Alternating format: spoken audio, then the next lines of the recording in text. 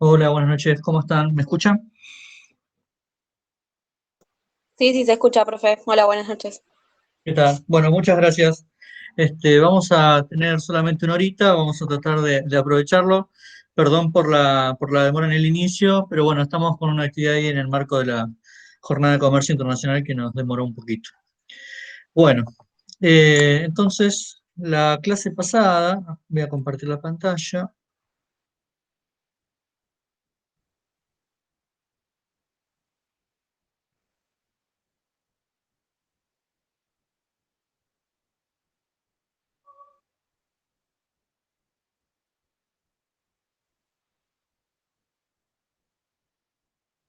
¿Se puede ver? Sí, sí, se ve. Bueno, la clase pasada habíamos terminado con el modelo de Chamberlain, básicamente, en el marco de teoría de oligopolio. Recuerden que habíamos hecho un análisis epistemológico, un recorrido por los diferentes aportes que fueron surgiendo, como para tratar de explicar cómo es que se forman los precios en un oligopolio y sus principales características. Habíamos comenzado con el modelo de Cournot, que en primer lugar centraba su atención en cuál era la cantidad óptima que debía producir cada empresa que conforma o que forma parte de un oligopolio y a partir de ello definir cuál será el nivel de producción más conveniente para la sociedad, para la sociedad. Y luego habíamos llegado hasta la situación del equilibrio de Cournot, entonces viendo cuál era la cantidad que cada empresa debería llevar al mercado, haciendo un uso eficiente de los recursos escasos, y eso es un óptimo de Pareto, donde no había posibilidad de que ninguna persona estuviera mejor sin que otra empeorara su situación. Eh, Luego del modelo de Cournot habíamos hecho algunas críticas, ¿no? Esto de que solamente centraba la atención en las cantidades y por otro lado que bueno, no podía explicar cómo se arribaba al equilibrio a partir de una situación de desequilibrio. Y también se podría señalar que es muy difícil arribar al dato de las cantidades que produce una empresa, es mucho más factible o viable que se pueda conocer el precio al que vende ese producto.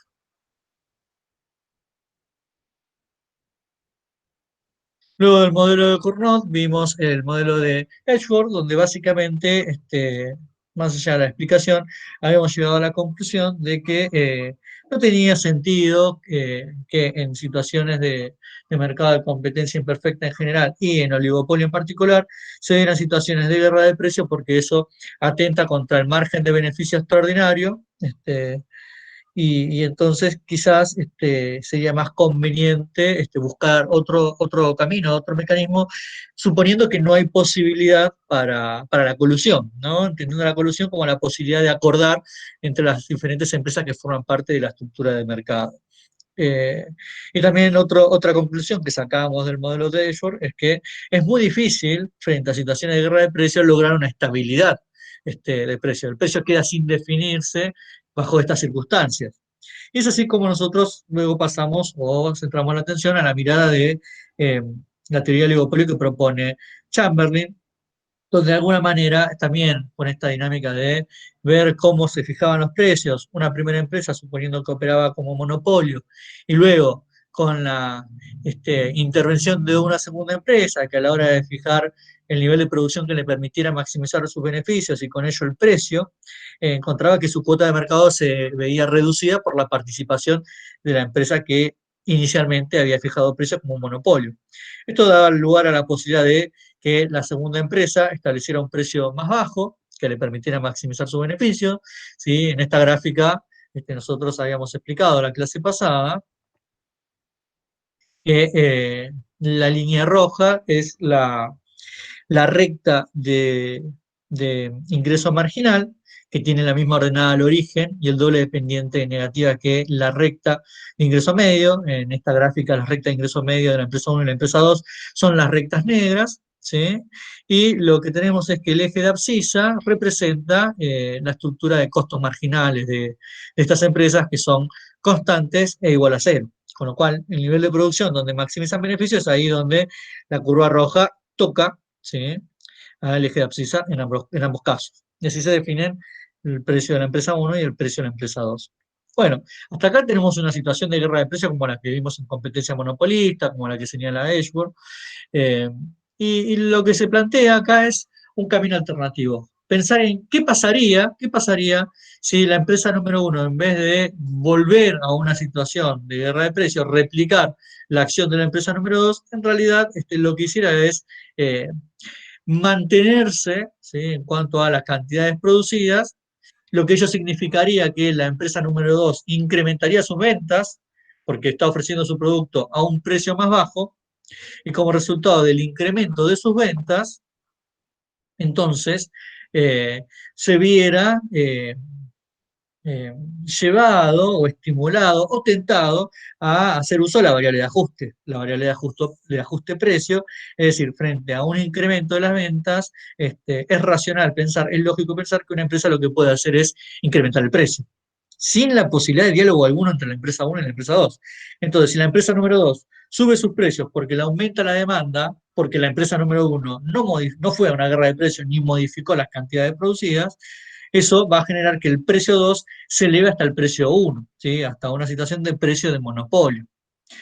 Si eso es así, lo que va a ocurrir es que el margen de beneficio extraordinario no se pierde, ¿sí?, porque el ingreso medio en esa circunstancia va a estar por encima del costo medio. Lo que va a ocurrir es que entre las dos empresas se van a repartir la cuota de mercado, ¿sí? Y si se reparten la cuota de mercado, lo que está ocurriendo es que el margen de beneficio extraordinario no se pierde, ¿sí? Es el mismo que se podría obtener en un monopolio, ¿sí?, el máximo posible que podría obtener un monopolio, pero lo que pasa es que se reparte esa masa, ¿sí?, ese margen de beneficio extraordinario entre la empresa uno y la empresa 2, porque entre ambas empresas se repartieron la cuota de mercado.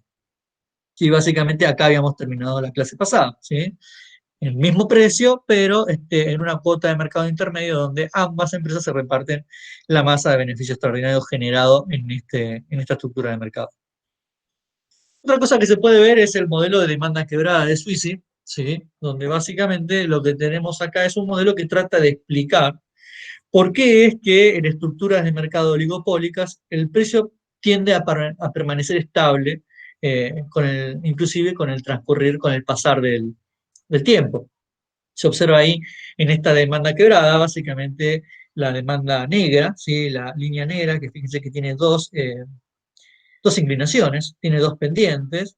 Fíjense que la pendiente que se encuentra en un nivel de precios por encima del de equilibrio, al P estrella, es de una mayor elasticidad que la pendiente de esta curva de demanda por debajo de ese precio de equilibrio. ¿Esto qué quiere decir? ¿Cuál es el primer análisis posible? Que si esta empresa decidiera entonces incrementar sus precios, llevarlo por encima de P estrella, estaría operando este tramo de la curva de demanda, que es más elástico. ¿Eso qué quiere decir? Que ante un incremento de los precios, la baja de las cantidades va a ser mayor, ¿sí?, al tramo que se encuentra por debajo de ese nivel de precio. De la misma forma, si en esta estructura de mercado se planteara la posibilidad de bajar este precio, entonces ahí se estaría validando el tramo de esta curva de demanda que se encuentra hacia la derecha, ¿sí?, de este nivel de producción, que dijimos es menos elástico. Y esto tampoco es conveniente para el empresario, porque si baja el precio, se supone que lo va a hacer con la intención de incrementar las ventas, y el escenario más conveniente frente a esta situación es que el incremento de las ventas se dé en un sentido elástico. Con lo cual, eh, las tasas de variaciones hacia arriba o hacia abajo del precio, si la tasa de variación de las cantidades compradas, producidas y vendidas por estas empresas que se encuentran localizadas dentro de una estructura de mercado oligopólica, frente a un incremento en el precio, la demanda va a reaccionar fuertemente, y frente a una baja del precio no se va a ver estimulada a incrementar las compras, ¿sí?, como lo desearía en las empresas que operan en esta estructura de mercado. Fíjense también que además de esta lógica, si se quiere, que es de mercado, es decir, sí, cómo reaccionan hábitos y costumbres de los consumidores, cómo reaccionan estos consumidores frente a las variaciones en el nivel de precio de estas empresas, lo que se destaca también es que en las estructuras de mercado oligopólicas, según este modelo de demanda quebrada de Sweezy, lo que ocurre es que inclusive el precio se sostiene frente a variaciones en la forma de producir, ¿sí?, frente a variaciones en la estructura de costos. Fíjense entonces que tenemos dos casos extremos de la estructura de costos, representada por la curva de costo marginal 1 y la curva de costo marginal 2, donde debido a las características que tiene esta curva de demanda quebrada, fíjense que estas rectas en color turquesa corresponden a cada tramo de esta curva de demanda, ¿sí? Fíjense que acá se ve claramente que es la curva de ingreso marginal porque comparten la misma ordenada al origen de la curva de ingreso medio y tiene el doble de pendiente negativa. Pero por debajo de la curva de costo marginal, esta otra recta, ¿sí? De color turquesa, fíjense que también es la curva de ingreso marginal, porque si pudiéramos llevarlo, ¿sí? Hasta el mismo punto donde tocara en el eje de ordenadas este otro tramo de la curva de demanda, una cosa más o menos por acá, también compartiría la misma ordenada al origen y se ve que tiene el doble de pendiente negativa porque cae o pega o toca sobre el eje de abscisa justo a la mitad de donde pega o toca la recta de ingreso medio o la curva de demanda dentro de esta estructura de oligopolio. Entonces, ¿qué nos dice este segundo análisis? Que inclusive frente a variaciones en la forma de producir que se van a ver reflejadas en variaciones en la estructura de costos, por decirlo de alguna manera, supongan que en una de estas empresas se lograra una mejora tecnológica que hiciera que se mejorara la forma de producir, una mejora del proceso de producción que se viera representada en una baja de los costos, a pesar de ello se sostendría el P estrella, ¿sí? La baja en la estructura de costo tendría que ser lo suficientemente profunda como para ir por debajo de este límite definido por la curva de costo marginal 2. ¿Hasta ahí se entiende?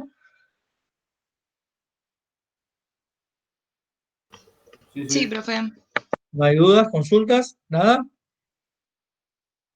Sigo entonces. Si hay preguntas, las plantean cuando quieran, ¿eh? No hay ningún problema. Otra cosa es que yo vaya a responder. Bueno, entonces lo otro que quiero hacer referencia es, para terminar este apartado sobre el oligopolio, son las barreras a la entrada. La idea de barreras a la entrada que propone Bain, ¿no? Básicamente las barreras a la entrada tienen que ver con aquellos aspectos, con aquellos elementos o factores que desalientan el ingreso de nuevos inversores. Nosotros habíamos visto en la clase pasada, por ejemplo, en el modelo de competencia monopolista, el margen de beneficio extraordinario que se da en el corto plazo, inclusive en situación de equilibrio de corto plazo, si se pudiera observar la existencia de beneficio extraordinario, eso puede provocar el ingreso de inversores a esa estructura de mercado, y el ingreso de inversores, lo que tiene, el impacto que genera, lo que tiene como resultado es una reducción de la cuota de mercado de las empresas que ya se encontraban localizadas allí, es decir, ese corrimiento paralelo de la curva de demanda hacia la izquierda, ¿sí? Hacia el origen.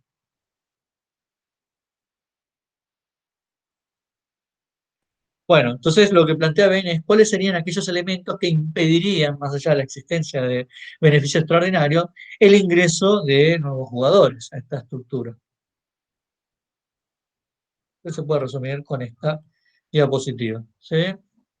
Básicamente, esto podría ocurrir como consecuencia de la existencia de ventajas absolutas en costos, debido a las economías de escala, ¿sí? A las ventajas en diferenciación de productos, del producto de los productos y el acceso a canales de financiación. Claramente esto se puede tomar como verdad y también se puede problematizar, y vamos a hacer algunos comentarios en torno a cada uno de estos elementos. Por ejemplo, sobre ventajas absolutas en costos, uno podría decir, bueno, tiene sentido, si ya la empresa está instalada en el mercado, ya está funcionando, ya pasó por el sendero de aprendizaje respecto de la utilización de las maquinarias y equipos, ¿sí? Que eso lleva un tiempo hasta que la empresa logra que su estructura organizacional sepa hacer un uso eficiente de los conocimientos con los cuales produce, de la tecnología de producción. Si ya la empresa localizada, ya instalada en este mercado, pasó por ese periodo, probablemente tenga mejor uso de la capacidad productiva y menores niveles de costos respecto a una potencial empresa que pudiera ingresar. Ahora, uno también podría criticar esto o ponerlo en duda en relación a, bueno, hay que ver con qué tecnología está pretendiendo ingresar al mercado una nueva empresa, ¿sí? Una empresa que está procurando ingresar a este mercado, si tiene una tecnología superior a la que ya se encuentra instalada en las empresas que se encuentran localizadas en este mercado, probablemente esta barrera a la entrada no implique, no logre su cometido, entonces la empresa también pudiera llegar a ingresar. Pero, vuelvo a señalar, recordemos que la utilización de tecnología, incluso si esta fuera la más moderna posible, requiere de un periodo de adaptación. ¿Sí? Con lo cual, si bien la tecnología puede ser mucho más moderna respecto a las empresas que están localizadas, la implementación eficiente de las mismas lleva un tiempo de un ciclo de aprendizaje. Sobre las economías de escala, bueno, esto básicamente tiene que ver con aquellas cantidades mínimas que tiene que producir una empresa que desea ingresar al mercado para que la actividad sea viable y eso en muchos casos y principalmente en estructura de mercado de competencia perfecta como las de oligopolio, es un diferencial, ¿no? Entonces, sobre esto también me parece que es una idea muy fuerte y aceptable. Hay que considerar que muchas veces ocurre que algunas empresas están dispuestas a colonizar un mercado, a ingresar a un mercado, inclusive produciendo pérdida, ¿sí? Produciendo pérdida, esto que uno puede llamar como dumping, ingresar durante un determinado periodo yendo a pérdida, tratando de producir lo más que pueda, inclusive si eso no tuviera viabilidad económica, pero luego con la intención de que su competidor inmediato desaparezca del mercado y quedarse con toda la cuota. Sobre diferenciación de producto, y también esto es bien coherente, ¿no? Una empresa que ya está localizada conoce mucho mejor a sus clientes, tiene mejor acceso a la información y a los gustos de sus clientes, los tienen fidelizados, acá la idea de la fidelización, ¿sí? Entonces probablemente sea muy difícil para alguien que probablemente tenga capital poder contar con eso que ya posee una empresa localizada en el mercado. Y finalmente, todo lo que tiene que ver con el acceso a los canales de financiación. Aguarden un segundo.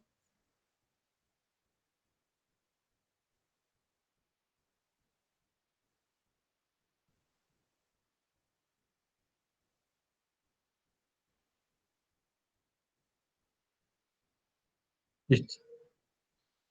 Sobre el acceso a canales de financiación, lo que se puede señalar que sí, efectivamente las empresas que ya están localizadas en el mercado cuentan con mayores ventajas respecto de las que desean ingresar, porque de alguna manera ya cuentan con balances para poder presentar a una institución financiera que les va a permitir una mejor calificación crediticia, donde ya la entidad financiera conoce a la empresa y sabe cómo se comporta y se puede generar expectativas respecto a si otorgar o no otorgar el financiamiento. Y además, todo lo que tiene que ver con aquellos instrumentos no tradicionales de financiación. Una empresa que ya está operando en un mercado cuenta con facturas para presentar y acceder a financiación, puede conformar facturas, también puede hacer una reventa de cheques de los clientes que le pudieron haber adelantado un pago a 120 días. Esta empresa puede renegociarlo en el mercado financiero y obtener, hacerlo líquido en un plazo mucho más breve a cambio de un costo, pero puede hacer líquido ese instrumento. También se podría señalar las facturas, se podría señalar los cheques, se podría señalar entonces el conocimiento que tiene la entidad financiera respecto de esta empresa y también se puede señalar el siempre bien ponderado, si se quiere, apalancamiento, ¿no? Una empresa que se encuentra ya instalada en el mercado, ya tiene de alguna manera la gimnasia para poder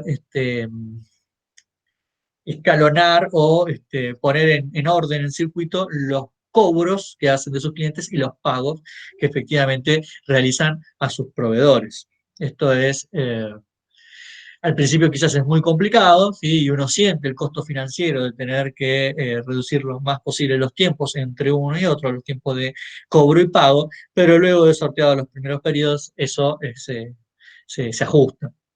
Cosas que una empresa que está intentando ingresar al mercado no cuenta, no tiene, ¿no? Por eso muchas veces se recomienda a las personas que están pensando en crear una empresa, en contar con un balance cero, ¿sí? Con un balance de inicio de la actividad, porque al final del primer ejercicio, al año de tener la actividad, ya no cuenta solo un balance, sino que cuenta con dos balances, y aunque sea una cuestión de hacer frente y cumplir con una formalidad de las instituciones bancarias, es muy útil a la hora de irse al banco y si te piden tres balances, bueno, vos tenés dos más el balance inicial, por decir algo. Bueno, básicamente eso refiere con las barreras a la entrada.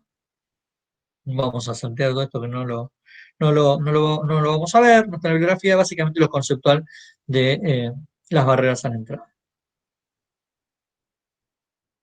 ¿Se entendió hasta acá? ¿Alguna consulta? ¿Pregunta?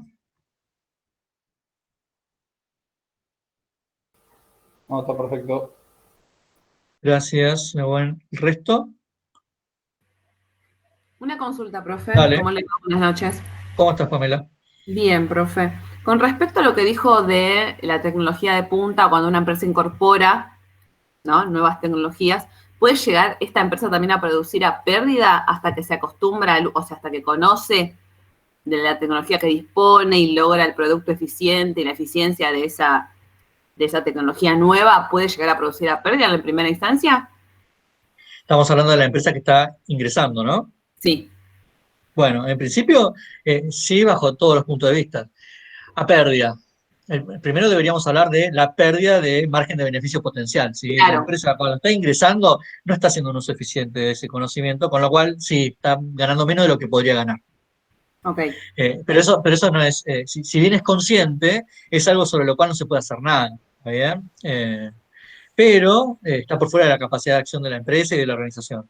Pero después está lo otro, ¿sí? Que creo que también es a lo que vos apuntás, es bueno, si conscientemente una empresa puede instalarse en un mercado a pérdida. Sí, eso puede ocurrir, porque imagínate que claramente una empresa, primero hay que tener una definición clara de que esa es la estrategia, ¿no? Si la Sí. empresa tiene la definición clara de que esa es la estrategia, puede ocurrir que la empresa claramente tenga una tecnología notablemente superior a la que pueda poseer la empresa ya instalada.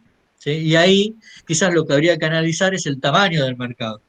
Si efectivamente el tamaño del mercado o el nivel de ingreso de los usuarios, de los consumidores de ese mercado, lo justifica, y claramente puede pasar, porque una vez que desaparece el rival directo, ¿sí? Todo el market share que capitaliza la empresa ingresante puede ser capitalizado. Perfecto. ¿Bien? Sí, sí. Bueno, muchas gracias, Pamela. Entonces ahora vamos a pasar al otro tema que tiene que ver con fallas de mercado. Por lo menos hacer una introducción y avanzar lo más que se pueda.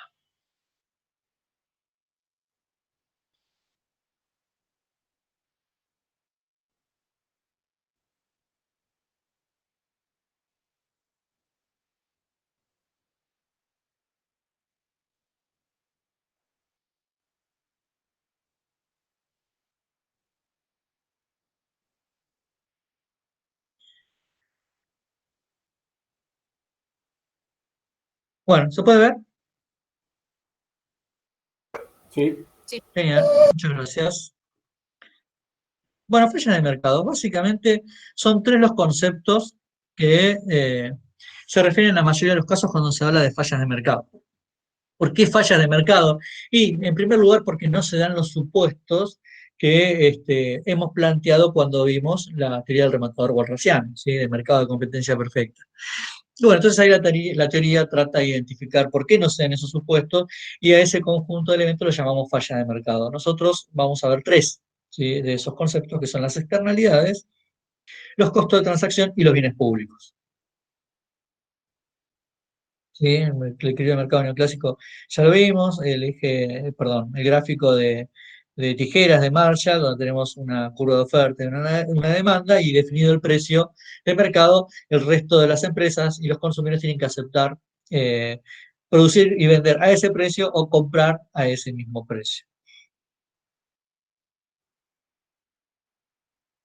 Bueno, sobre las externalidades. Las externalidades se tratan de aquellos efectos económicos que tienen sobre la empresa las acciones realizadas por otras personas, por un tercero, ¿sí? Esos efectos o esos impactos pueden ser tanto positivos como negativos. Cuando hablamos de positivo o negativo, tiene que ver con que le permite a la empresa obtener un beneficio, ¿sí? Por acciones no realizadas conscientemente dentro o al interior de la organización productiva, ¿sí? Y por otro lado, cuando la acción de un tercero repercute negativamente en carácter de un costo y reduce por ello el margen de beneficio, estamos hablando de una externalidad negativa. Los primeros autores que hablaron sobre esto fueron Marshall y Pigou, ¿sí?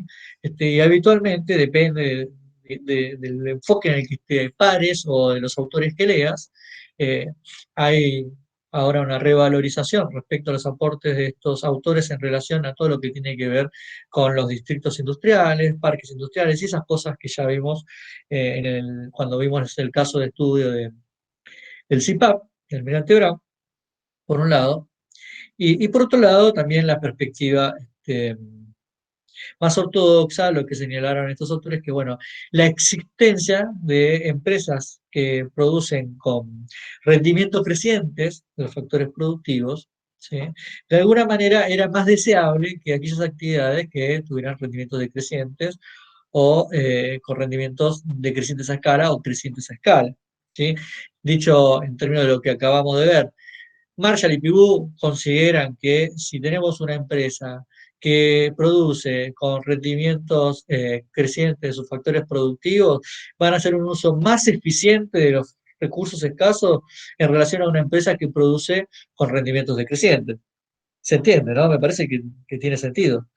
¿Alguien que quiera preguntar algo respecto de esto? Si no,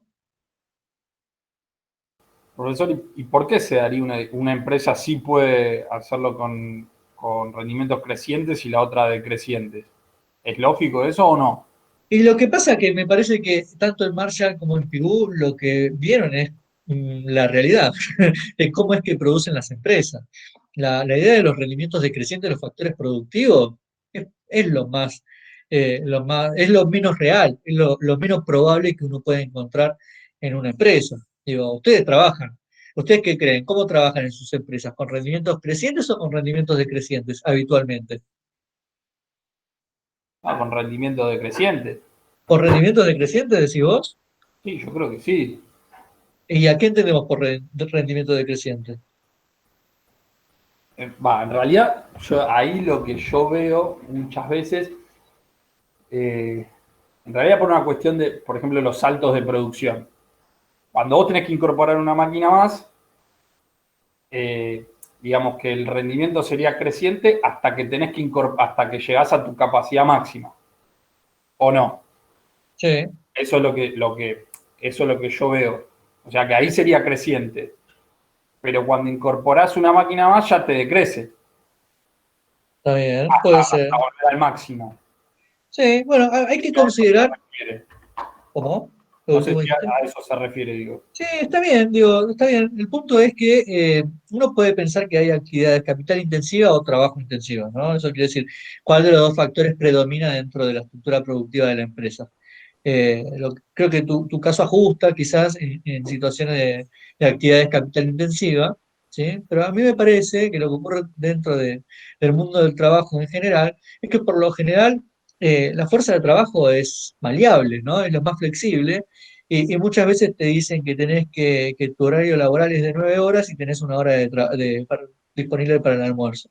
¿Y qué termina ocurriendo? Que uno termina dedicando menos tiempo a la hora para el almuerzo en función de las obligaciones que tenga que cumplir, e inclusive a veces hasta es capaz de entrar más temprano o salir más tarde. Y me parece que todo ese conjunto de flexibilidades que se puede observar en el factor trabajo puede llevar a explicar situaciones de rendimientos crecientes del factor trabajo. Y por otro lado, en la productividad marginal del trabajo, de eso estamos hablando. Y por otro lado, en lo que refiere a la productividad marginal del capital, eh, me parece que también, digo, la incorporación tendrá que ver también con la dinámica de funcionamiento de una empresa, pero la incorporación de avances tecnológicos o mejoras incrementales en materia tecnológica o de inversión, me parece que señala más la posibilidad de que una empresa tenga rendimientos crecientes que rendimientos decrecientes.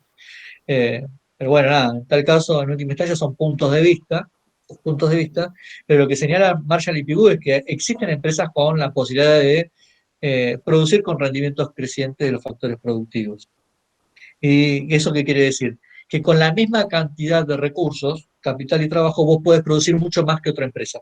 Eso es un rendimiento creciente. Entonces, ¿qué decían Marshall y Pigou?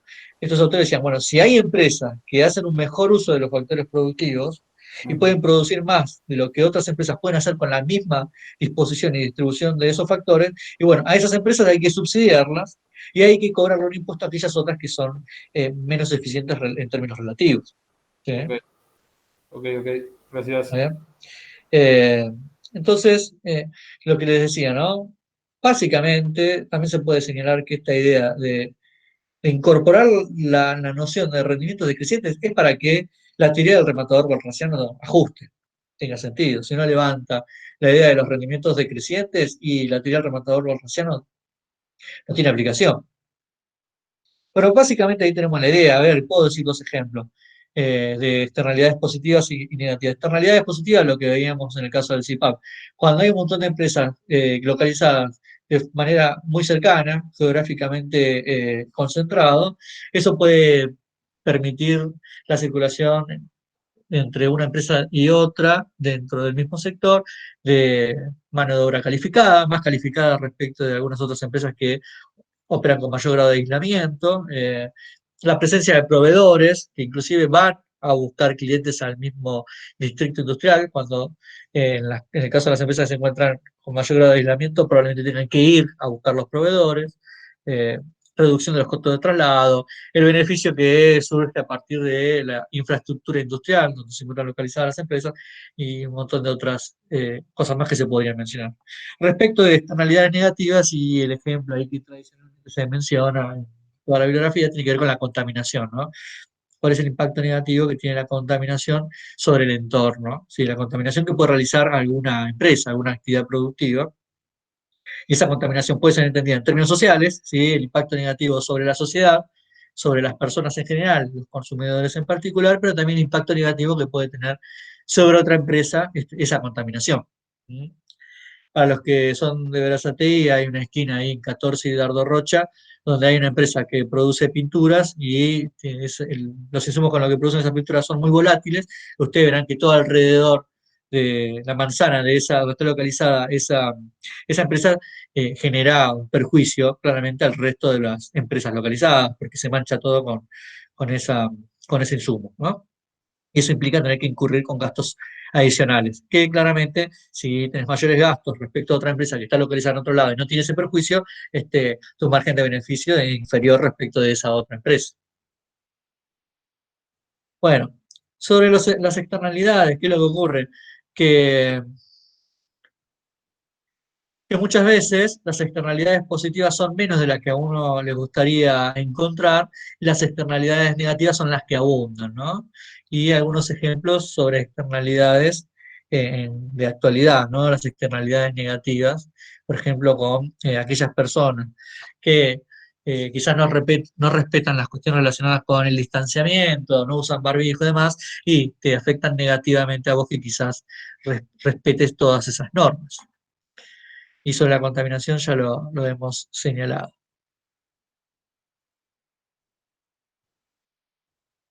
Entonces, una noción a la que se hace referencia habitualmente tiene que ver con el teorema de Coase, que acá me parece que es muy importante que se lo entienda en términos conceptuales principalmente. Entonces, si estás en una situación, vamos a pensarla más fácil, que tiene que ver con la de contaminación. Si estás en una situación de contaminación, ¿qué puede hacer uno para resolver ese problema? Y tenés en tu barrio, algunos de tus vecinos contaminan, ¿y qué puedes hacer? ¿Cómo lo puedes resolver? ¿Sí? O los ejemplos que están en el video que ustedes ya habrán visto.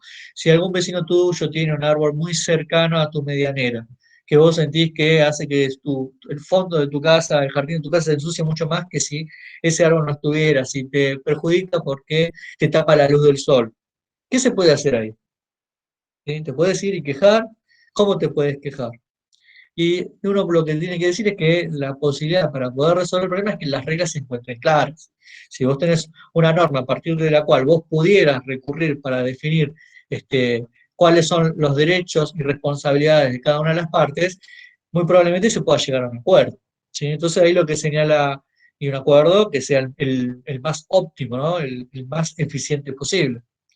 Entonces lo que señala Cobo es que sí, efectivamente, estos problemas de externalidades se pueden resolver siempre y cuando estén claramente definidos los derechos de propiedad de los actores que se ven involucrados.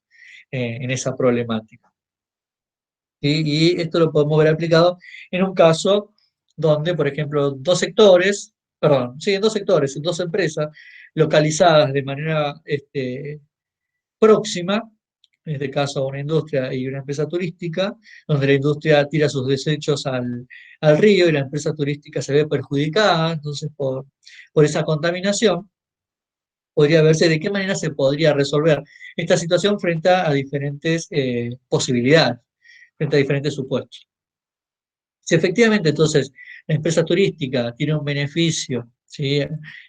Gozando con un río limpio de 4.000, mientras que la empresa turística, perdón, la industria tuviera un beneficio por realizar su actividad y contaminar 2.500, ¿cómo se podría llegar a un acuerdo? Fíjense que bajo estas circunstancias, ¿sí? En términos relativos, es más eficiente, más allá de los intereses de cada uno de los actores, sostener la actividad turística porque genera más beneficios, ¿sí? Que sostener la actividad industrial, ¿sí? Porque la actividad turística obtiene un mayor margen de lo que obtiene o logra en la industria. Entonces, ¿qué pasaría si la empresa turística, que es la que genera mayor beneficio, contara con ese derecho ambiental? Es decir, si pudiera ir a reclamarla en la industria con un papel en mano, un papel legal, y decirle, che, vos no podés contaminar, porque la ley define que vos no lo podés hacer, ¿sí? En ese caso, lo que podría tener como respuesta del lado de la industria es decir, bueno, está bien, nosotros no podemos contaminar porque legalmente no es conveniente, pero entonces decime cuánto que tengo que pagar para que vos de alguna manera, y siempre en términos legales, ¿no? Si se pudiera intercambiar en términos comerciales ese documento que brinda el derecho, bueno, decime cuánto te tengo que pagar para que efectivamente yo pueda seguir contaminando. Entonces ahí uno diría, bueno, ¿hasta cuánto estaría dispuesto a pagar la industria? Y bueno, estaría dispuesto a pagar hasta aquellos que efectivamente logra con su actividad, 2.500 pesos, ¿sí? O el 2.500 que sea, que corresponda a 2.500 o 2,5 millones, o en la moneda que quieran plantearlo, mientras que el turismo, la empresa de turismo que diría, bueno, está bien, si la idea es llegar a un acuerdo y vos querés comprarme el derecho turístico, por lo menos tengo que ganar lo mismo, ¿sí? Que yo obtendría si pudiera realizar mi actividad libremente, sin estos perjuicios que genera tu actividad. Entonces, ¿qué se observa acá? Que acá no hay ninguna posibilidad de llegar a un acuerdo, ¿sí? No hay ninguna posibilidad de llegar a un acuerdo porque la empresa turística, ¿qué pediría? Mucho más, un monto mayor, establecería un precio por ese derecho superior al que estaría dispuesto a pagar la industria, ¿sí? Otra sería la situación si la que tuviera el derecho fuera la industria, ¿no? Si la industria contara con ese derecho a contaminar y la empresa turística estuviera dispuesta a pagarle a la industria para que dejara de contaminar, es decir, comprarle ese derecho que tiene la industria a contaminar, ¿qué ocurriría? La empresa industrial estaría dispuesto a vender o a ceder su derecho a contaminar por aquel valor que genera, ¿sí? Por aquel beneficio que obtiene a partir de realizar su actividad productiva, o más, ¿sí? Mientras que la empresa turística estaría dispuesta a pagar hasta los 4.000, que es lo que genera por la actividad turística. Entonces, fíjense que si esa fuera la situación, se podría establecer un precio de mutua conveniencia, mutuamente conveniente, entre la empresa turística y la empresa industrial, en un precio entre 2.500 y 4.000. ¿Sí? Uno podría pensar que en un intermedio entre esos dos valores se establecería el precio de ese derecho a contaminar o a contar con un río limpio. ¿Sí? ¿Hasta acá estamos bien? Sí, o sea, yo tengo una duda, porque ahí en el caso del teorema decía que es en el caso de sin intervención estatal. Si llegara a pasar que, ya sea porque la ley no está clara y no hay un derecho de propiedad claro de ninguna de las dos partes, ¿ahí se puede justificar la intervención estatal para resolver el problema? Sí, por supuesto. Lo que lo que trata de plantear Coase es que si el derecho de propiedad o a realizar una actividad está claro en manos de uno o de otros actores, entonces eso se puede convertir o se lo puede tratar, se lo puede considerar como cualquier otro bien transable. ¿Sí? Eso es lo que dice Coase. Y si se puede considerar como cualquier otro bien transable, que se le puede fijar un precio y se puede intercambiar, Y bueno, lo podemos pensar como cualquiera de los otros bienes de la economía, como cualquiera de los otros bienes del mercado, y si lo podemos pensar como cualquiera de esos otros bienes, y podríamos definir cuál será el óptimo, ¿no? ¿Cuál es el óptimo social? Podríamos tratar de identificar cuál es el nuevo óptimo de Pareto, ¿sí? Y definir un intercambio o un mutuo acuerdo donde ninguna de las dos partes pudiera estar mejor respecto de lo que pudiera estar la otra. ¿Sí? Esa es la idea de Coase, ¿sí? Con este teorema, y claramente, si no se puede, porque no todos los derechos se pueden intercambiar, si no se puede comerciar ese derecho, y tendrá que ir a un juicio. ¿Sí?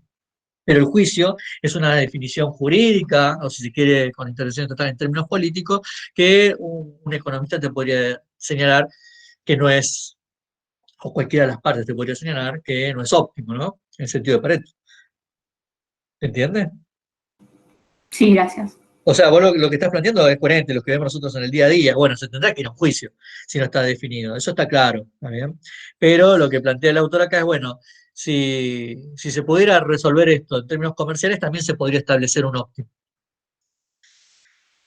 Bueno, ahora, ¿qué pasaría si la actividad más rentable fuera la industria? ¿Sí? Donde hacemos la misma cuenta y se observa que en términos relativos un uso más eficiente de los recursos está en este caso a favor de la industria que en favor del turismo, porque genera más beneficios que el turismo. Entonces, ahí hacemos el mismo juego, otorgándole el derecho a uno u otro actor y tratar de ver dónde se puede realizar una transacción y dónde no, y dónde se puede realizar la transacción, cuál sería la situación más conveniente para las partes. ¿Sí? Entonces, si el derecho estuviera en manos de la industria, ¿sí? El derecho a contaminar, entonces la cuestión es, bueno, si la empresa turística estuviera dispuesto a comprar ese derecho, ¿hasta cuánto, hasta qué valor estaría dispuesto a pagarlo? Bueno, hasta los 4.000, que es lo que esa actividad realiza, pero la empresa la industrial, como mínimo, va a querer tener el mismo valor que genera por la actividad productiva o más, ¿no? Con lo cual la industria va a exigir 5.500 o más. Y como vimos en el caso anterior, acá no hay posibilidad de acuerdo alguno, porque fíjense que el rango donde se podría establecer un precio no está en condiciones de poder ser afrontado por la empresa turística. Mientras que si el derecho estuviera en manos de la empresa turística, ¿sí? Fíjense que la cuestión sería notablemente diferente porque la empresa de turismo estaría dispuesta a hablar por un valor, por un precio de 4.000 o más, que es la actividad que es el valor, es el beneficio que obtiene la actividad, mientras que la industria estaría dispuesta a pagar para acceder a ese derecho de contaminación por el valor, por el margen de beneficio que genera o un valor menor. ¿Sí? Entonces, en ese rango, entre 4.000 y 5.000, se puede definir un precio mutuamente conveniente entre ambas partes y obtener una situación de óptimo de Pareto. ¿Hasta ahí estamos bien? Sí, profe. Bueno, Sí, eso profe. gracias. Eso tiene que ver entonces con un ejemplo aplicado a las actividades productivas. Pero veamos la misma situación eh, aplicado, si se quiere, desde el punto de vista de la teoría del consumidor, aplicado al consumo. ¿Sí? Bueno, el primer concepto que tenemos que tener acá es el de la caja de Edgeworth, que básicamente lo que hace es, ¿recuerdan cuando vimos la teoría del consumidor? Que vimos el equilibrio del consumidor, y en el equilibrio del consumidor teníamos dos ejes, ¿sí? Y que cada eje representaba la cantidad de bienes que consumía una persona, del bien A o del bien 2, perdón, del bien 1 o del bien 2, y habíamos analizado cómo se constituía su restricción presupuestaria, y en función de eso teníamos que identificar aquella canasta donde la pendiente, la restricción presupuestaria, se igualara con la tasa de intercambio de los dos bienes, ¿sí? Procurando sostener el mismo nivel de utilidad. Es decir, se igualara la pendiente de la restricción presupuestaria con la relación marginal de sustitución, ¿sí? En la caja de Edgeworth, lo que tenemos entonces es dos gráficos de estas características, donde no nos concentramos solamente en estudiar cómo es el equilibrio en uno de esos en un solo consumidor, sino tratamos de estudiar simultáneamente el equilibrio en dos consumidores, ¿sí? En el consumidor 1 y en el consumidor 2, y tratar de identificar cuál es la situación simultáneamente óptima para los dos consumidores. ¿Sí? Esa es la idea de esta caja de Edgeworth. Sería como tener dos gráficas de las que vimos en la teoría del consumidor, con el desafío de tratar de encontrar, de identificar un equilibrio mutuamente conveniente para dos personas simultáneamente, a la misma vez. ¿Se entiende? ¿Acá estamos? Sí, profe. Bueno, entonces los bienes que tenemos acá, ¿sí?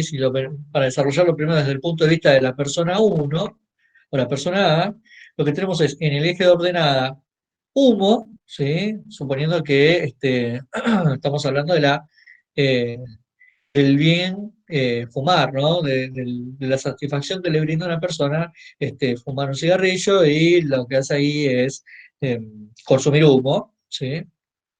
Y por otro lado, la posibilidad de contar con el acceso al bien dinero, ¿sí? Estamos pensando al dinero como un bien más, como cualquier otro producto. No estamos hablando del dinero dentro de la restricción presupuestaria, sino del dinero como un bien. Y el mismo análisis podemos hacer para el caso de la persona 2 o la persona B, donde otra vez la recta, el eje vertical, ¿sí? Representa el bien humo, ¿sí? O cigarrillo, y el eje horizontal representa el bien dinero. ¿Mm? Entonces, lo que se plantea es una situación donde las dos personas tengan la misma cantidad, consuman la misma cantidad de dinero, ¿sí? Que se ve ahí trazado en esta línea punteada, ¿sí? Donde los puntos E y E', ¿sí? Sí, representan la cantidad de dinero que tiene, inicial de dinero que tiene cada persona. Ahora, fíjense qué es lo que ocurre acá, que si la persona A comienza a fumar y a generar humo, ¿sí? En un espacio cerrado compartido con la persona B, ese incremento de placer de la persona A genera displacer para la persona B, porque a medida que se incrementa la cantidad de humo, si lo vemos desde la perspectiva de la persona B, ¿qué pasa con, en este caso, el máximo nivel de bienestar que puede obtener la persona 2 es a partir de tener el máximo nivel de consumo del bien que está representado en el eje de ordenadas o en la línea vertical, el eje vertical acá.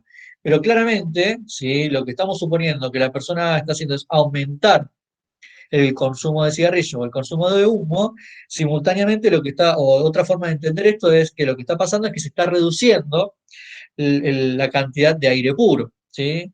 Y lo que podemos ver desde la perspectiva de la persona B es que desea, lo hace más feliz o desea mucho más contar con un aire puro o libre de humo que contar con un aire viciado, ¿se entiende, no? En el caso de la persona A y la persona B, acá la dinámica de variación del bien humo es inversa en cada uno de los casos, ¿sí? Simultáneamente podemos entender al humo o el eje vertical como humo o como aire libre. ¿Sí? Y fíjense que es coherente porque la persona B amplía su margen de satisfacción con aire libre, mientras que la persona A amplía su margen de satisfacción con el humo. ¿Hasta ahí estamos? Sí, sí. Miren que les creo, ¿eh? Sí, profe, Bueno, sí. genial. Bueno, entonces vamos a iniciar de una situación como la que están planteada acá, pero para poder llegar a un óptimo necesitamos entonces que se cumpla el, la teoría de Coase, ¿no? El teorema de Coase, donde básicamente lo que tenemos que identificar o tratar de ver es, bueno, ¿quién tiene el derecho a qué acá? Si hay alguna de las partes que tiene derecho a fumar o alguna de las partes que tiene derecho al aire libre y que eso sea posible de ser intercambiado. ¿Sí? Entonces, ¿qué pasaría si la persona B tuviera el derecho a respirar aire puro? ¿Sí? Si la persona B tuviera derecho a respirar aire puro, ¿sí? Que es como en Argentina, donde en espacios cerrados no se puede fumar, y si además ese derecho se pudiera intercambiar, ¿sí? Si la persona B pudiera comprar ese derecho, y se pudiera establecer un precio, entonces quizás la persona A podría acordar con la persona B, bueno, cuántos cigarrillos puede fumar durante un determinado periodo y cuánto le tendrá que pagar a la persona B por ese derecho a fumarse un cigarrillo en el mismo espacio. ¿Sí? Entonces planteemos que En el caso de la persona A, partimos de una situación inicial como la que está establecida ahí, en el punto E, ¿sí? Y ver la posibilidad que tenemos para que esa persona A pudiera irse desde ese punto E hacia el punto de equilibrio X, donde fíjense que lo que pasa acá es que si pasamos de este punto, ¿qué tenemos en este punto? Tenemos una determinada cantidad, desde la perspectiva de la persona A, tenemos una determinada cantidad de dinero, ¿sí? ¿Cuál es la cantidad de dinero que puede tener la persona A cuando el consumo de humo es cero? ¿Sí? Esta es la cantidad de dinero que puede tener cuando el consumo de humo es cero. Ahora, en este caso, ¿sí? En el que tenemos acá, fíjense que ya la cantidad de humo consumido no es más cero. Si es un valor positivo, se fumó algún cigarrillo, ¿sí? A partir de un mutuo acuerdo con la persona B, y a cambio de poder fumarse ese cigarrillo, ¿qué es lo que ocurrió? La cantidad de dinero que tenía al comienzo en el bolsillo se disminuyó, se achicó, ¿por qué? Pasando de esta situación a esta otra, que claramente representa una menor cantidad de dinero en manos de la persona A, ¿sí? ¿Por qué? Porque le tuvo que pagar a la persona B por fumarse esos cigarrillos. Y esta sería la situación de equilibrio, porque ¿qué se puede ver, qué se puede ver acá? Acá se puede ver que la curva de indiferencia de la persona A, ¿sí? Se vuelve tangente con la restricción presupuestaria de esta persona. Entonces, este es la situación de máximo nivel de satisfacción a la que puede acceder la persona A considerando la cantidad de dinero que dispone. ¿Sí? Fíjense que desde la perspectiva de la persona B tuvo que resignar, ¿qué cosa? Esta cantidad de aire puro, ¿sí? Pero contrapartida que tuvo un incremento en la cantidad de dinero. Fíjense que la persona B tenía una cantidad de dinero inicial, como la que estaba planteada acá, en E', pero luego tiene una mayor cantidad de dinero. O sea, tuvo que resignar aire puro, pero a cambio obtuvo una mayor cantidad de efectivo. Ahora, ¿qué pasaría si la persona A, y esto es lo último que vemos y ya lo libero, ¿qué pasaría si la persona A tuviera el derecho a fumar? Entonces ahí, para que la persona B pudiera tener acceso a aire libre, tendría que pagarle a la persona A para que dejara de fumar. Entonces, ¿qué pasaría? La persona A fumaría menos, pero en contrapartida de ello obtendría un incremento en la cantidad de dinero. ¿Sí? Al principio, entonces, la persona A, si tuviera el derecho, se fumaría todos los cigarrillos que quisiera, entonces llenaría el espacio común de humo, ¿sí? Pero si la persona B estaría dispuesto a darle dinero a la persona A para que ésta dejara de fumar, ¿sí? Se podría ir a una situación como la que está planteada ahí, otra vez el equilibrio, la misma situación que planteamos para el caso de la persona A, pero ahora para el caso de la persona B, donde se vuelven tangentes la curva de indiferencia de la persona B, que es esta línea negra que está acá, ¿sí? Esta curva negra oscura, con la pendiente de la restricción presupuestaria de esa persona B. ¿Sí? ¿Qué ocurrió ahí? Y bueno, la persona B obtuvo un poco de aire fresco, mientras, como resultado de que la persona A dejara de fumar, pero como contrapartida, ¿qué tuvo que pasar? La persona A le tuvo que pagar a la persona B dinero, que fíjense que la cantidad de dinero de la persona A pasa de acá hasta más o menos por acá, ¿sí? Que hasta donde pudiera llegar esa línea punteada en el eje de abscisas de la persona A. Y una última situación que podemos ver acá es el caso de las funciones de utilidad cuasi lineales, ¿sí? ¿Qué es lo que ocurre ahí? Que si uno establece que está fijo, ¿sí? La cantidad de humo y aire, del bien humo-aire, que efectivamente se pueden repartir, bueno, luego lo que tiene ahí es que cambie la cantidad de dinero o no, no se va a modificar esa situación, ¿no? El supuesto de las preferencias cuasi-lineales implica que la demanda del bien que genera externalidad son independientes de la distribución de la renta. Más allá de que vos pongas más dinero o menos dinero, no vas a poder modificar, ¿sí?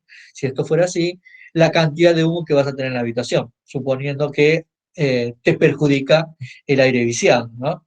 Por lo tanto, una reasignación de las dotaciones no afecta a la cantidad eficiente de externalidades. En este caso, ¿sí? Al no tener, al no estar en manos de la persona A o la persona B el derecho, ¿sí? A consumir aire o el derecho a fumar, ¿sí? No hay posibilidad de transacción posible. Es decir, si esa fuera la situación, no aplicaría, no hay lugar para el teorema de Coase. ¿Se entendió hasta acá? Profe, una preguntita. ¿Por qué en este caso no podrían negociar? Porque ¿quién tendría el derecho de propiedad acá? Nadie. Claro, exactamente. Esta sería la situación que lo planteé al principio. Si están definidos los derechos de propiedad, bueno, entra el teorema de Coase y se supone que se puede alcanzar la situación más eficiente en términos paretianos. Esto es lo que representa en términos gráficos y aplicado al consumo, una situación donde no se puede aplicar el teorema de Coase. O sea, acá se estarían matando, digamos, entre los dos por ver quién... Porque no pueden modificar cuánto consume el cigarrillo o cuánto puede tener aire puro y si se termina matando, efectivamente. Por más que tengan plata para repartirse, el otro va a decir, yo también tengo plata, no quiero tu plata. Y el otro va a decir, ¿mi plata no vale? No, tu plata no vale. Ok. Pero básicamente este gráfico lo traigo para que vean que esa sería una situación donde el teorema de Coase no aplicaría.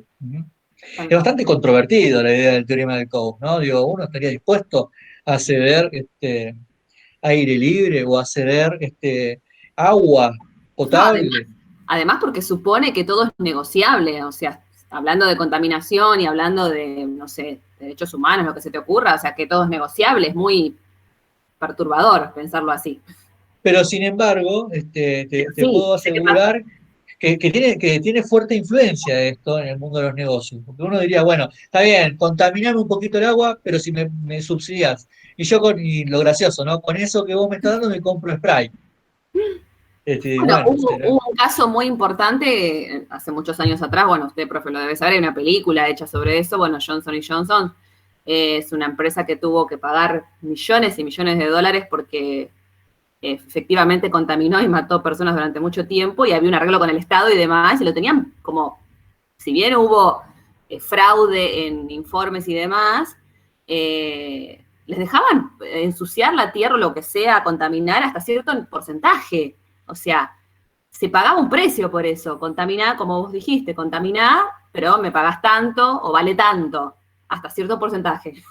Y sí, si uno legitima eso, hasta ahí sí, metemos a Coase y podemos calcular cuál es la cantidad eficiente de dinero que tiene que poner entonces la empresa o que debe exigir el damnificado, ¿no? Sí.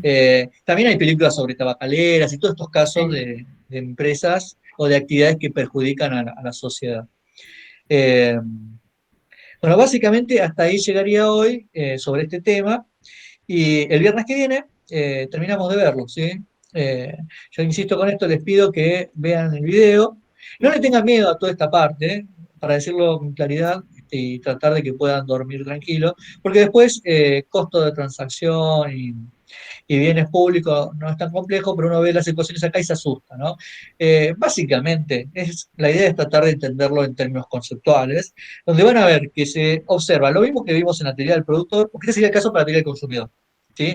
Y después tenemos que ver el caso para la teoría del productor, es exactamente lo mismo con la idea de incorporar la variable contaminación en las búsquedas de eficiencia por parte de los productores. Y después, bueno, nada, entender esto, retomar lo mismo que estábamos hablando recién, respecto del mercado de derechos de contaminar o no contaminar, pero ahora aplicado, sí, a las empresas. Donde acá quizás yo le veo un poco más de sentido como para pensar, bueno, si hay empresas, y aparte sobre todo en el caso de empresas que logren mejoras superiores a lo preestablecido en cuanto a la limpieza de sus actividades, ¿sí? El saneamiento de sus actividades, quizás esas empresas podrían llevar al mercado aquello que lograron superar, aquel objetivo que lograron superar, y con eso quizás sostener a empresas que todavía no lograron llegar hasta esa situación, si esas empresas están dispuestas a pagar. Entonces uno diría, bueno, a partir de esto tenemos dos resultados positivos. Por un lado, la empresa tiene claro cuánto le está costando a la sociedad su contaminación, que a veces uno dice, bueno, la empresa contamina, pero otra vez hay que tener bien la dimensión de cuánto representa en términos económicos esa contaminación, pero por otro lado, si hay mercado para ese derecho, suponiendo que hay empresas que ya lograron superar los objetivos de saneamiento, ese dinero puede servirse para financiar, por ejemplo, si hacemos el esfuerzo por ser optimistas, ¿no? Pero bueno, insisto con esto, repasen el video, vean la bibliografía, traten de ver con buenos ojos, todo con ojos optimistas.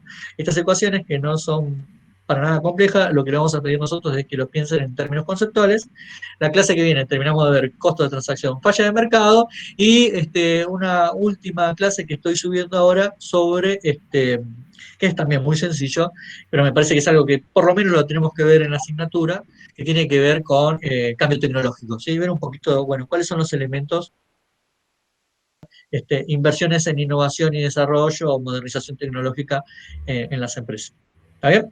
Ok. Bueno, me pasé 10 minutos, pero me parece que dimos un paso importante habiendo tenido esta clase de hoy. Les pido mil disculpas, pero teníamos ahí establecido la actividad de la Jornada de Comercio Internacional, que bueno, teníamos que estar ahí como para poner un poquito la carita, pero bueno, estamos acá también. Así que dicho esto, y agradeciendo la presencia de todos ustedes, los saludos, algo que alguien tenga alguna pregunta, alguna inquietud, hasta el próximo viernes.